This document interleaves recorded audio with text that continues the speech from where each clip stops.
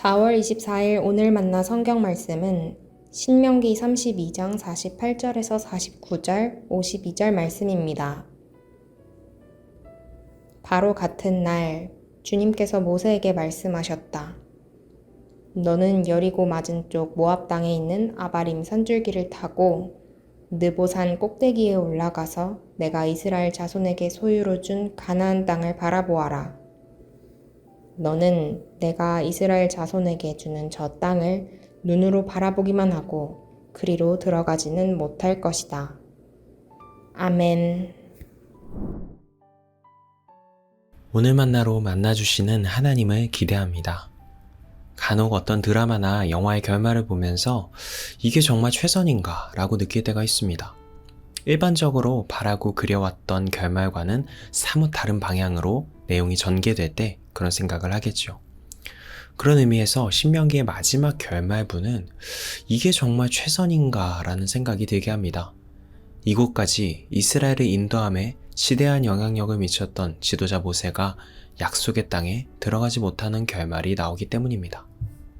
모세의 입장에서 이건 너무 씁쓸한 엔딩이 아니었을까요? 젖과 꿀이 흐르는 그 땅으로 인도해 주시겠다는 약속을 듣고 그 모진 출애굽의 과정과 광야 시절을 견뎌냈던 모세였는데 정작 약속의 땅에 들어감에 허락을 받지 못한다니 말입니다. 가나안 땅에 함께 들어가서 그 땅을 직접 밟는 감격과 은혜를 함께 누리며 모두의 축복 속에 눈을 감을 수 있었다면 더 좋은 결말이 아니었을까요? 그러나 하나님은 너무 단호하십니다. 52절 말씀입니다. 너는 내가 이스라엘 자손에게 주는 저 땅을 눈으로 바라보기만 하고 그리로 들어가지는 못할 것이다.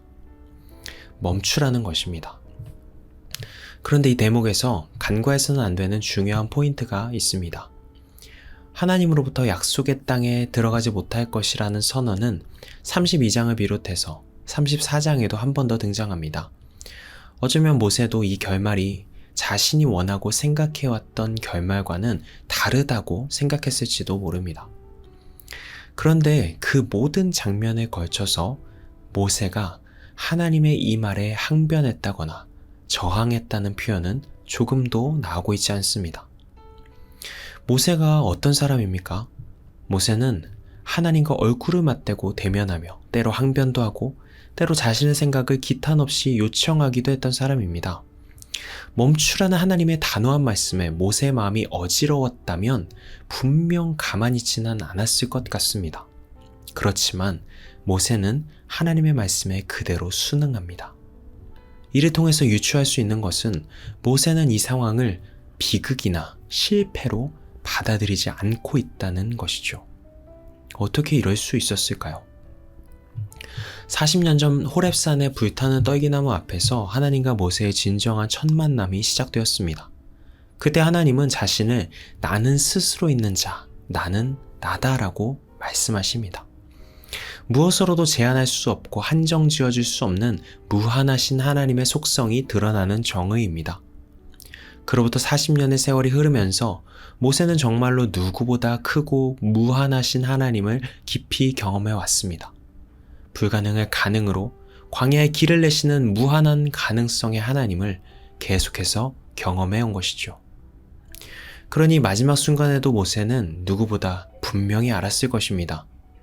하나님은 무한히 크신 하나님이시고 그에 비해 자신은 너무 작은 존재라는 것을 말입니다. 자신은 전체가 아닌 지극히 작은 한 부분만 볼 수밖에 없기에 그렇기에 모세는 자신이 보지 못하는 것을 보고 계신 하나님을 신뢰하며 자신의 계획과 생각과 다르더라도 이 순간을 고요히 받아들이고 있는 것입니다. 사랑하는 성도 여러분, 우리의 인생도 비슷한 장면이 펼쳐질 때가 있지 않습니까?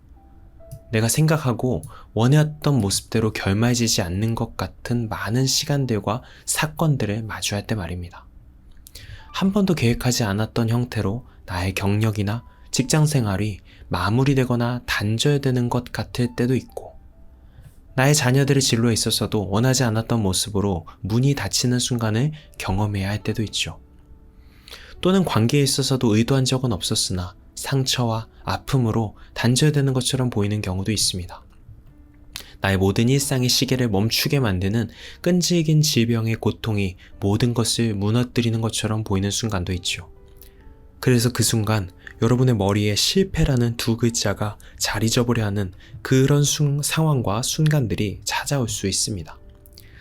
그러나 오늘의 본문은 우리의 머리에 실패라는 두 글자가 자리 잡으려 하는 순간 신앙이란 무엇인가를 가르쳐 줍니다. 이런 순간에서 하나님을 믿는 믿음이란 무엇입니까? 실패라는 그 단어가 자리 잡으려 할 때 그 판단을 유보하는 것입니다. 그리고 내가 다 볼 수 없는 하나님의 뜻 앞에 다시 겸손하게 엎드리는 것이죠.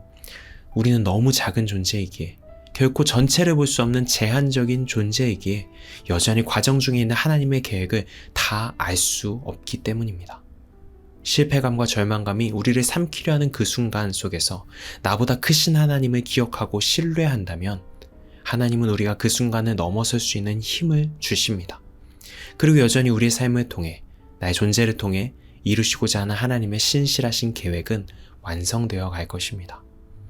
나의 작음을 알고 그분의 크심을 알며 실패와 절망처럼 보이는 순간들을 믿음으로 넘어서는 모든 성도님들의 걸음이 되시기를 축복합니다. 기도하시겠습니다. 하늘에 계신 하나님, 땅에 있는 우리들의 시야는 너무 작고 좁아서 전체를 볼 수 없음을 정직하게 고백합니다. 그렇게 실패처럼 보이는 내 삶의 많은 순간들도 함부로 판단하지 않고 하나님께 겸손히 맡길 수 있게 하여 주시옵소서. 결국은 우리의 삶을 통해 하늘의 뜻을 이루어 가실 예수님의 이름으로 기도드립니다. 아멘. 이제 두 가지 기도 제목으로 함께 기도합니다. 첫 번째로 오늘의 말씀을 따라 기도하겠습니다. 나의 작음을 알고 하나님의 크심을 알며 절망과 실패처럼 보이는 순간을 넘어설 수 있는 지혜와 믿음을 주옵소서. 두 번째로 다음 세대를 위해서 기도하겠습니다. 삶의 순간마다 닥치는 실패와 좌절의 순간들 속에 그 문제보다 크신 하나님을 신뢰하고 붙들게 하옵소서. 이 제목으로 기도하신 후에 개인 기도로 나아가시겠습니다.